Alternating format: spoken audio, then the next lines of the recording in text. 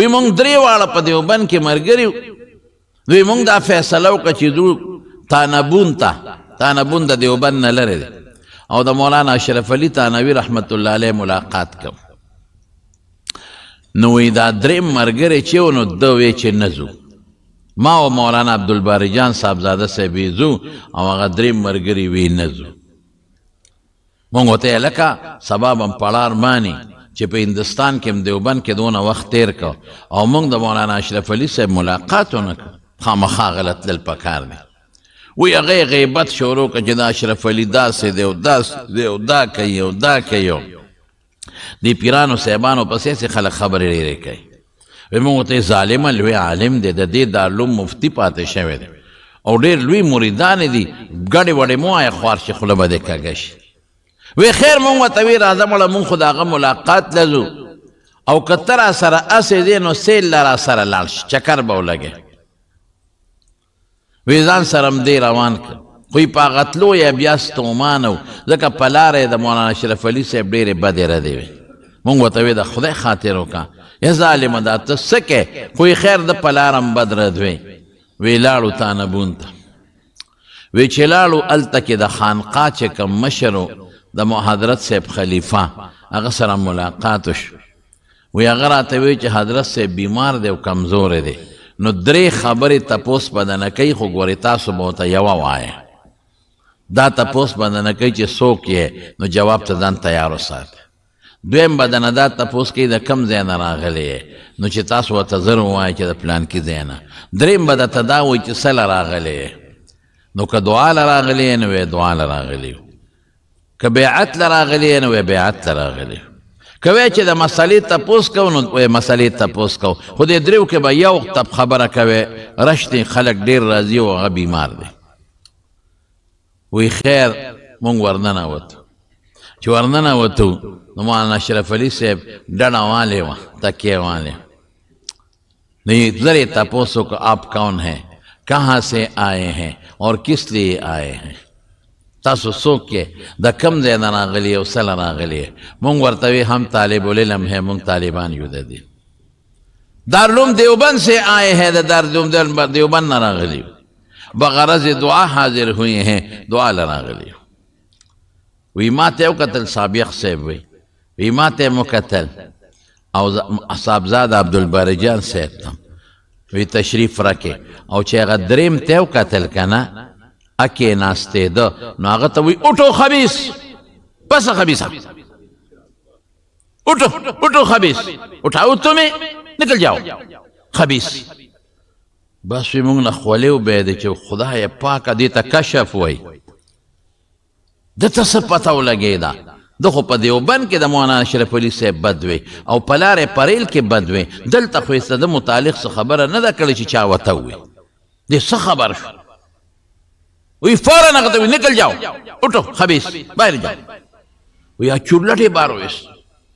مونږ نه خولې وبهېد مونږ ته وی چې آپ ناراض نہ ہوں آپ تشریف رکھے تاسو کین تاسو خپه کېږئ ما و یہ خبیث ہے اس کا باطن ٹک نہیں ہے دا خبیث تیرا دا باطن خراب دے دیتا کشف ویرو اغا سیس چی پا دے سترگو تا تا پا نظر نہ رازی او اللہ دا انسان ظلط وروا چاہی اغی تا کشف وی دا نیکانو خلقو تکیگی وی بس مونگ تا خوی دعا موکل لوڑی عزت موکو چی بار تا رہو تو وی اغا تمیو دلی دل تاوی دا اشرف علی دا سے دے و دا سے دے و دا سے دے دیتا کشف ہوئی مونگے سونے عزتو کو سپیرا تے التم غیبت کو فلار دے مور پس بد ہوئی سنگے در او پی جان دے تے دا خبیص تے و باطنے دا گنگ ڈک تے بارے رہو استے نو دا مولانا اشرف علی دا شیخ الہند شاگرد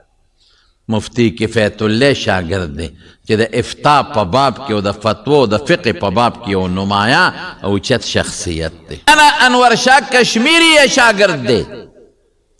او مولانا شبیر احمد عثمانی غندے دا احادیث و غرون شاگردان دی مولانا حسین احمد مدنی شاگرد دے کہ دا قد یو علمی میدان کے او دا حدیث و میدان کے او پا تحریک ازادے کے دے انگریز خلاف او پا سیاست اسلامی کی او لول مقام دے او بلې څوک شاګرد پته راته شته مولانا الیاس صاحب رحمت الله علیه کوم چې د تبلیغ مشر او د تبلیغ بانی مبانی چې د هغه د برکت نه نن څومره خلکو بسترې په اوږه کړي دي او په کوڅو کوڅو کې ګرځي او خلک د الله لارې ته رابلي او څومره خلکو ګیرې پرېښودې او څومره خلک نیکان شو څومره خلکو منځونه زده کړل او په بار دنیا کې څومره کافران خدای مسلمانان کړل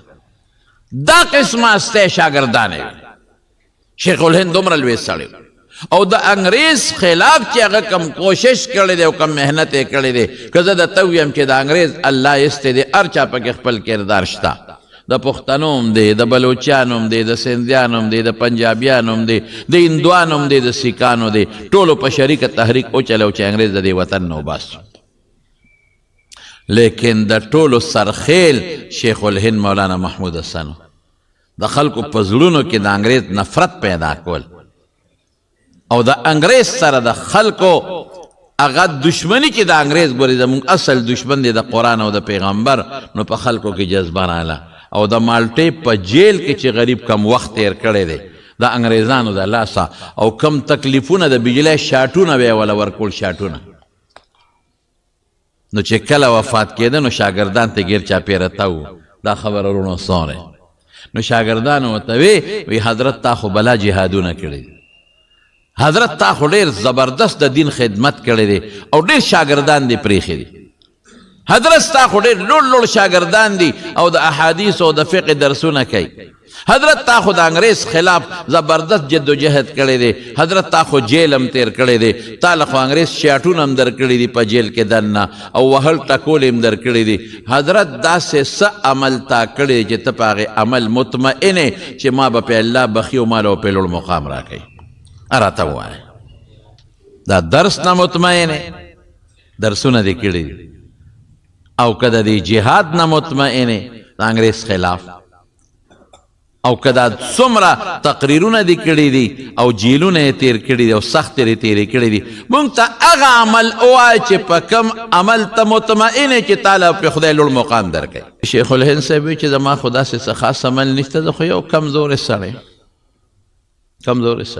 مونږ وی نه د مونږ مقصد دا دی چې ته د کم عمل نه مطمئن چې هغه عمل توښې نو مونږ به هغه عمل وکړو مونږ ځان لپاره دا تپوس کوو ستا دپاره نه وایو چې ستا یو لوی عمل د هغه مطلب دا چې زما دی ولې یو عمل فاش شي زما د ریا کې را نشم مونږ وی صاحب دا د دې دپاره تپوس کوو چې دغه عمل مونږ خپل کړو مونږ هغسې عمل وکړو دا د وفات ورځ دی شیخ الهند صاحب وی شیخ الهند صاحب وی چې ښه زه په یو عمل مطمئن یم او په هغه عمل مې د زړه اطمینان دی او د زړه سوچ مې دی چې انشاءالله په دې عمل به مې خدای بخي او انشاءالله چې ماله په دې عمل د رسول الله مبارک خوا کې خدای یو ځای راکړي او ماله پې خدای جنت راکړي مونږ وی حضرت هغه څه عمل دی وی شاه عبدالقادر رحمت الله علیه د قرآن شریف تفسیر لومبې په اردو کې هغه لیکلی دی لومبې د قرآن شریف ترجمه به وویم په اردو ژبه کې شاه عبدالقادر رحمت الله علیه لیکلی ده نو سخته وه په هغې اردو خلک نه پوهېدل سخته ژبه کې او لغوي ترجمه وه خلکو ته هغې نه اخذ او د هغې نه خپل معنا غشتل ګرانو نو ما د شاه عبدالقادر رحمت الله علیه د قرآن شریف هغه ترجمه اسانه کړه او با محاوره مې کړه اوس هم د شیخ الهند دا ترجمه په بعضې تفسیرونو کې شته بیان القرآن کې هم شته د شیخ الهند تفسیر عثماني کې شته تفسیر عثماني کې مزیداره ده ما د عبدالقادر شاه عبدالقادر رحمت الله علیه هغه سخته ترجمه اسانه کړه او با محاوره مې کړه د قرآن شریف په دقه پوټینی خدمت زه مطمئن یم ممکن ده چې الله مې د دې خدمت د وجې نه معاف کړي او خدای راله څه مرتبه او جنت راکړي ماشاءالله نن د هغې تفسیر د هغې ترجمې په پښتو کې او په فارسی کې هم د هغې ترجمې شوي دي ګوره څومره د حدیثو درسونه اوهو لوی شیخ و صاحب څومره د قرآن درسونه او څومره لیکن اوی که زه مطمئن یم په دقه څیز مطمئن یم او مخکې لاړ شه لږ شاه عبدالقادر رحمت الله علیه چې کله وفات شو لومبې د قرآن شریف ترجمه شاه عبدالقادر کړې ده رحمت الله علیه. نو په دغه زمانه کې یو ډېر لوی عالم مولانا فضل الرحمن گنج مراد آبادي رحمت الله علیه د کشف خاوندو صاحب ټول انډیا او ټول علما دا مني چې خواجه فضل الرحمن څوک ورته شاه فضل الرحمن وي گنج مراد آبادي دا د کشف خاوند. ما راته اوس وایي چې کشف څه ته وایي چې په دې سترګو څه نه ښکاري پړه ښکاري او بعد انسان ته کشف القبور هم کېږي.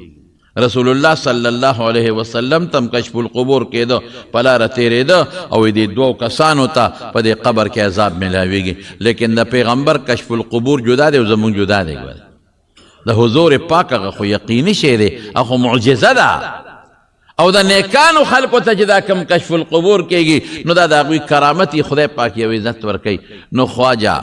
فضل الرحمن گنج مراد آبادي دا د کشف خاوندو. نو چې شاه عبدالقادر چې د قرآن شریف لومبې ترجمه په اردو کې کړې ده وفات شو، نو مولانا فضل الرحمن گنج مراد آبادي وی ما ته په کشف سره معلومه شوه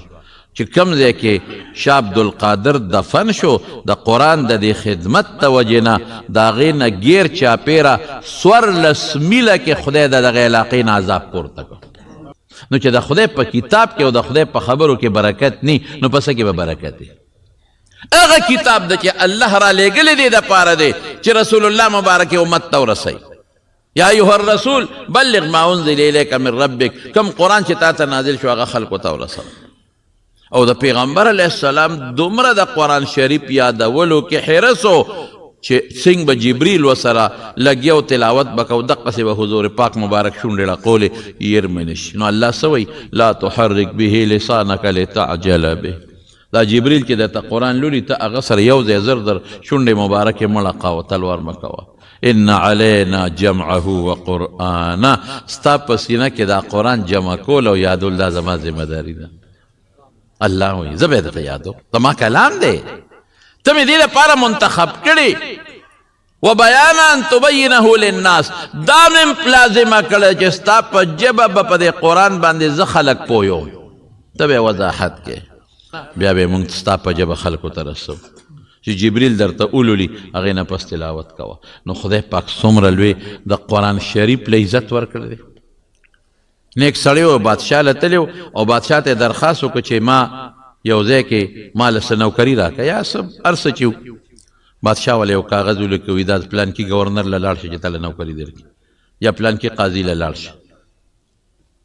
هغه زمانه د غریبانانو زمانه او علم پکې داسې نو لکه دا اوس چې کم علم دی. دا هغه کاغذ جیب کې واچو په لار را روان دی چې په لاره راته په دې لاره کې یو جنازه پرته او خلک ورسره ډېر زیات ولاړ دی. ده ته وایي هغه خلک وایي ملګري ده وی تپوس وکړو دا سري وی دا جنازه ده. دوی ورګه د جنازه کې به شرکت وکړو، څوک مسلمان مړ دی ده به پکې شرکت وکړم. چې جنازې له ورغې خلکو ته میلمه جنازه درځي وی یو، مخکې د جنازې مونځ امامتي درځي وی یو، وی راشه د امامتي ته وکړه. وی ولې؟ وی مونږ کې څوک نشته چې هغه امامتي وکړي.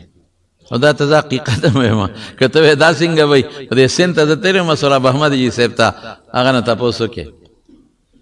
نو هلته خلکو غریبانانو له نه مونځ ورته نه جنازې ورتلې هېڅ پته نه لګېده، بلکې جوماتونه به دغسې ور به بند او داسې لیش لیش ته او دوه لیش ته سنګلې برابر ګیاګانې به وي پکې. او هلته ما په خپله تپوس وکړو، هلته خلکو راته ووایي دلته خلک د رمضان په روجو په سیزن کې خلک ودونه کوي، روجې څوک نه. او داودیانه جي صاحب یو ځل خبره کوله هغې به هلته وي زه راتلم وایي ما ته خلک وایي چې حاجي صاحب ته ځې وی مې وی زمونږ دا پلار باندې جنازه وکړه نو بیا لاړ شه. ما ورته وایي چې ولې پلاره مړ شو څه؟ وی نه مړ نه دی. نو چې مړ نه دی نو په جمدي را باندې جنازه کې وی نه بس سخت دی ځان کدنې دی خو که ته لاړې مري نو که ته بیا ستا نه پس دی مړ شو نو جنازه به پې څوک کوي، ایډوانس کې پې جنازه وکړه پیش کړي. دا خلک دا بعضې خلک تبلیغ والا پسې لګیا دا مه کوئ ښه. دقې خلکو ته تبلیغ والا ورو رسېدل او منځونه یې ورته وښول. دقې خلکو ته تبلیغ والا ورو رسېدل او جوماتونه یې والا د ګیاګانو نه پاک کړل. دغې خلکو نه تبلیغ والا خلک راوویستلو، خدای پاک یې عالمانو تبلیغیان او نیکان خدای پاک پیدا کړل. دقسې را سړی وایي چې زه روان وم نو هغې وایي چې مونږ کې خو د جنازې څوک نشته چې جنازه وکړي. ما ډېره ښه ده وایي زه مخکې شم او جنازه مې وکړه دا مړ وی راته وایي چېرې یو کار وکړه بل دې مونږ قبر ته دننه کوو نو څه عمل شته وی مې چې یو کن دا به سپارې وی چې مونږ له خو د سپارلو چل نه راځي دا راله وسپاره ډېره ښه ده وی چې مړې مردن نه که په لحد کې م کېښوده او ما وسپاره او تبې م به پسې ولګولې او قبر جوړ شو زه ترې رخصت شوم لاړم چې هغه ګورنر صاحب له ورسېدمه کاغذ مې وکړ جیب کې مې کاغذ نشته یا خدای بادشاه چې ما له کوم چټ را کړی دی نو دا اوس بادشاه ته دوباره خو زه نشم تی چې ما له دویم چټ را بادشاه نه غوسه کېږي او ګورنر صاحب ته که ما ډېره مو وایي قاضي صاحب ته چې بادشاه چټ را کړو چټ وخایم دا سوچ ابانه کم ځای روک شو سوچ کې پرېوتم 5 شپږ ورځې پکې تېرې دي پیاده مزلې او هلکه دا چې هغه مړې ما سپاره او زه ټیټ شوی وم د جیب نه مې دا کاغذ هلته پروت دی واپس رالم هغه کلي ته ما ویې وروڼو خفه کېږئ ما خو دا ستاسو دا رور چې ما ښخو سپاره مې نو زما یو قیمتي کاغذ له حد ته پروت دی مهرباني وکړئ دا ما سره دوباره وسپړئ بده خبره ده خو څوک هم زما ضرورت دی هغې وی نه تا خو مونږ سره ښه وکړه زمونږ په مړي دې جنازه وکړه زمونږ مړی دی وسپاره خیر دی مونږ به قبر وسپړو ته پکې خپل کاغذ وګور وی چې قبر هم واپس کولاو که او وسپړده او تبې مې لرې کړه زما کاغذ پکې پروت مې راوچت که خو د دې قبر نه د مشک او د عنبرو په شان خوشبویې را روانې وي او مړی داسې پروت و 5 شپږ ورځې پس هم لکه په لومبی ورځ چې مړی کېدی و سینګ تازه پروت دی اوهو دا خوار څوک چې دی خو د خدای ډېر نیک بنده معلومیږي لوی بزرګ دی هر څوک چې دی او ټولو خلقو خوشبویي د مشکو د عنبرو هغه محسوس کو ویې لیدله وی خیر قبر هم بند که ما وی چې دا سړی څوک و د څه کار کو هر سړی په دې سوچ کې چې د څه کار کو چې هغه زه وکړم چې دا خوشحالي ما ته هم میلو شي وی یاره دا خو څه داسې نیک سړی نو نه دا څوک پیر نه یا پیر نو دغه جومات ته به ته قرآن شریف هم نه ورته یا خدایه د څه عمل یاره وی دغه د یو 2 کسان د هغوی سره تعلق و د هغوی نه پلار بچو نه تپوس وکړه یاره زمونږ پلار خو دا ده چې مونځ ګزاره مونځ به یې کاو جومات ته به ته نور خو مونږ ته د څه عمل نه دی معلوم وی خیر هغه چې کومې 2 دوستان و هغې نه مې تپوس وکړو چې د ده څه عمل و یاره وی بس مونږ سره به جومات ته راته و جومات نه به ته داسې د څه خاص عمل خو مونږ نه لیدلی ما وی نه ده به یو عمل کړي وی یو عمل یې کړی دی بس وی زمونږ په دې جومات کې دلته څو چاله قرآن شریف وی نه ورځي ما خو تاسو ته جنازه نه ورتله نو جومات کې یو قرآن شریف پروت دی یو خان و هغه په دې جوماتونو قرآن شریفونه ویشل نو یو یې زمونږ جومات ته رالیږلی په تاخ کې پروت دی نو وی دې سړي چې به کله مونځ وکړ وی قرآن شریف به یې راواغېسته هغه به یې کولاو که دوړه به یې ترې وڅنډله نو قرآن شریف خو نه ورته نو ګوته به یې پرې ګرځوله وی به بسم الله الرحمن الرحیم ګوته به یې نور پرېږده نه بسم الله الرحمن الرحیم او بیا به وی دا حق کتاب دی رښتونی کتاب دی بسم الله الرحمن الرحیم دا حق کتاب دی دا رښتونی کتاب دی بیا به بسم الله الرحمن الرحیم دا حق کتاب دی دا رښتونی کتاب دی دقسې به یې پاڼه اړوله او په هره کرښه به یې ګوته راښکه او دقه بسم الله به وي او دا حق کتاب دی دا رښتونی کتاب دی نور یې څه عمل نو ماشاءالله صرف قرآن ته حق کتاب ویل او قرآن ته رښتونی کتاب ویل او قرآن ته نظر کول په قبر کې د مشک و عنبر و خوشبویي درته پیدا کوي نو چې ته د قرآن تلاوت وکړې او ته یې ولولې او ته یې یاد کړې او ته یې حفظ وکړې او ته پې عمل وکړې نو چې په قبر کې به راته کومې خوشحالۍ محسوسېږي دونه برکتي کتاب قرآن شریف 2 صحابه په لاره تېرېدل یو ځای کې خیمه ولګوله هغې ته پته نه وه چې دلته قبر دی هلته زوړ چې د پخواني قبر و خوروان شوی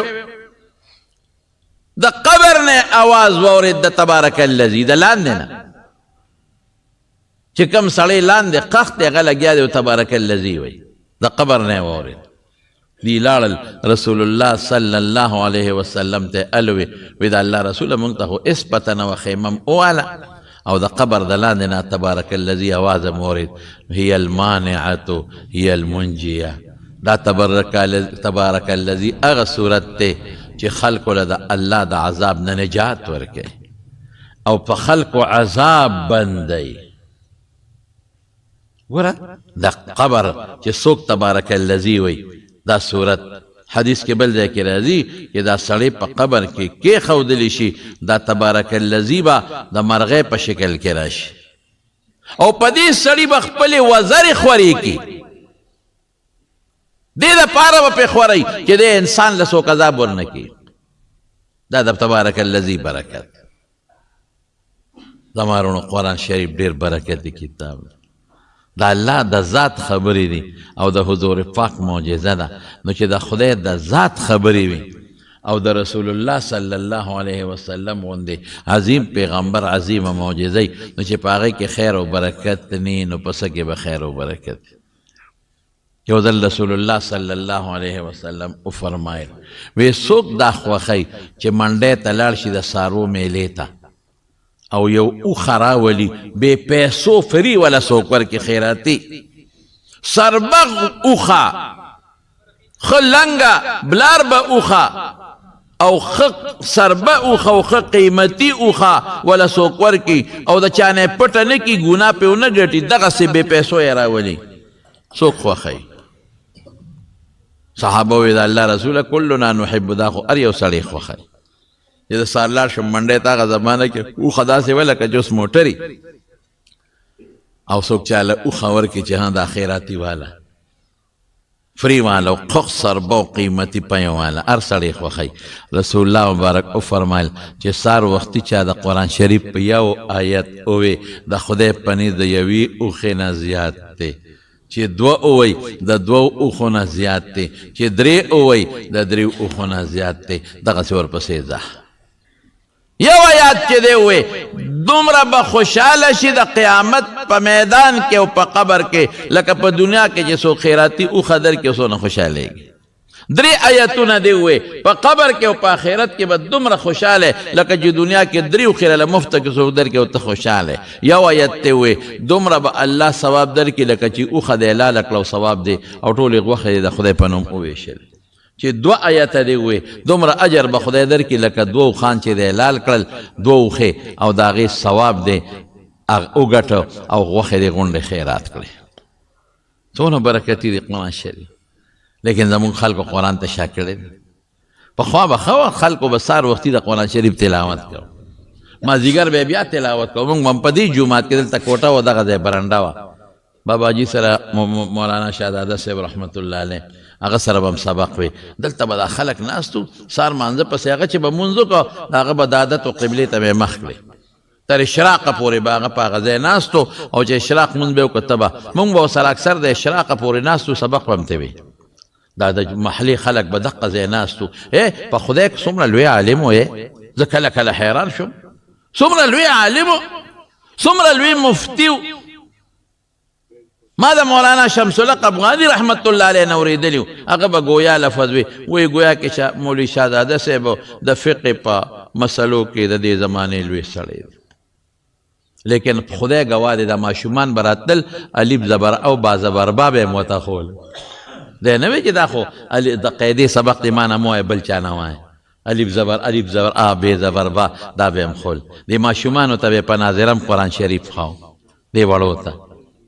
او مونږ ته به هم سبق ښاو. دا دی به په دې جومات کې ناستو د مازدیګر نه پس به دا ټول طالبان را روانو چا به یو کتاب وي چا به بل اړو پغوی نه ساتله نور الانوار او اصول شاچی او چا حسامي چې په دې مدرسو کې به کوم کتابونه نشو ویلې کېدې خلک به راتلل هغه کتابونه به د هغه نه وي دا به نه وي چې یاره نور الانوار خو هغه طالب وي نو ته هغه سره ځان ملګری که که نه یو نور الانوار ما به یو ځای ته شروع کړو بل به دې بل ځای شروع کړو بل به دې بل ځای شروع کړو د دین دا خدمت یې ټول عمر کړی مات کې ناستو درسونه به یې کول قرآن به خلکو ته خو بلا شاګردانې دي اوس هم د قرآن شریف نو پخوا به خلک په قرآن شریفونه راواغېستل ډډه به یې وواله سبق به یې وي مازدیګر نه پس به بیا قرآن شریف راواغېست ډډه به یې وواله سبق به یې وي. اوس څه شی دی اوس موبایل دی صاحب هر چا سره موبایل چا سره غټې موبایلې دي او بشیر جان سره خو غټ نشته خو وړې ورسره خدای چې درې دي که څلور دي. نن سبا خلکو ټولو موبایلو په جیبونو په لاسونو کې اخیستې دي او د قرآن نه خلک ایستې دي. الحمدلله په دې وخت کې زمونږ د علماو نه خدای پاک کار اخلي. زه خو قسم په خدای ډېر خوشحاله یم. زمونږ په کلي کې خو د خدای فضل دی، ډېرې مدرسې دي، د الله فضل دی چې د چا د پیغمبر سره مینه نو چې کم قرآن زمونږ په ښکلي مبارک پیغمبر نازل دی هغه سره به خامخا مینه کوي.